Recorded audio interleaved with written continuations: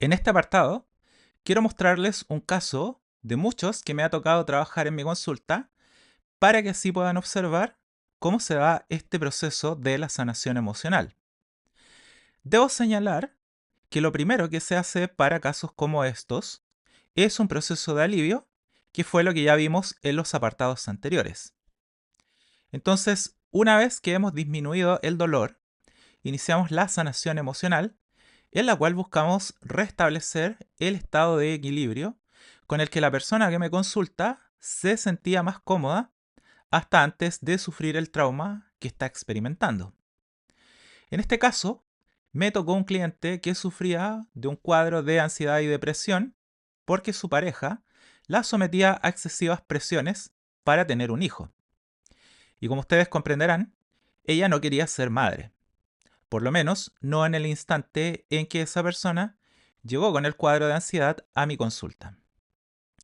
Si se fijan, su estado de equilibrio se daba por el hecho de ser una mujer que trabajaba y que sus expectativas personales estaban orientadas, en ese momento, a satisfacer su desarrollo personal, que estaba asociado a su desarrollo en el plano laboral.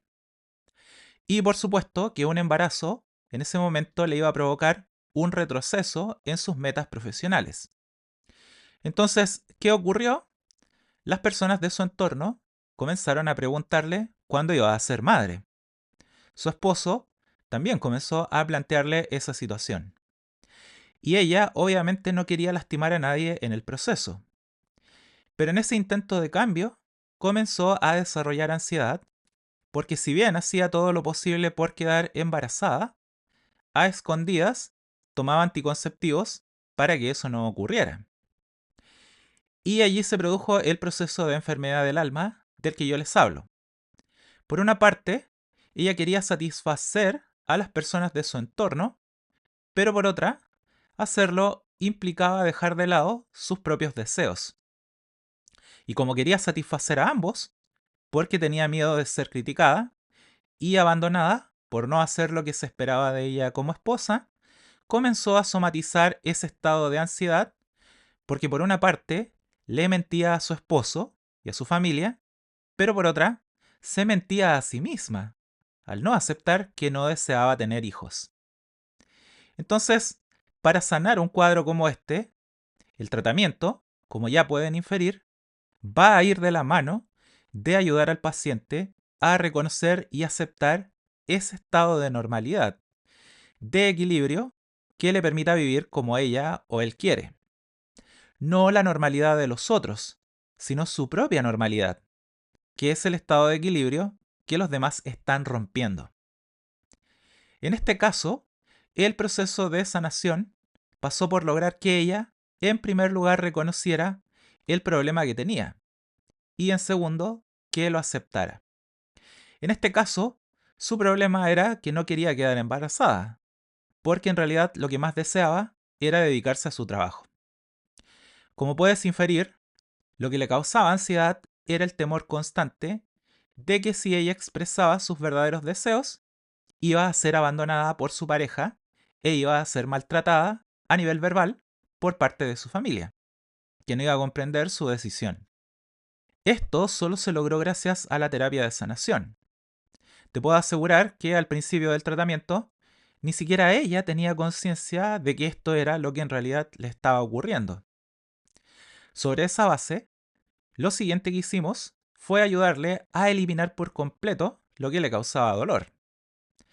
Para ello, fuimos disolviendo el conflicto o nódulo que se presentaba en su psiquis. Fuimos separando, disolviendo y eliminando cada uno de los componentes del nódulo psíquico que le causaba ansiedad, lo que eventualmente le permitió recuperar la estabilidad de todo su sistema. Una vez eliminado el mal que le aquejaba, pasamos a la fase de reparación de su psiquis, que implicaba esencialmente reemplazar todo lo malo que había experimentado hasta hace muy poco tiempo atrás por sensaciones, pensamientos y emociones positivas que le permitieran reforzar su autoestima y sobre todo la confianza que pudiera tener en su propio futuro. Tras lo cual, nos centramos en ayudarle a cicatrizar la herida que estaba experimentando en ese momento. Para ello, lo que se hace es construir un manto psíquico de protección que ayude a evitar la recaída.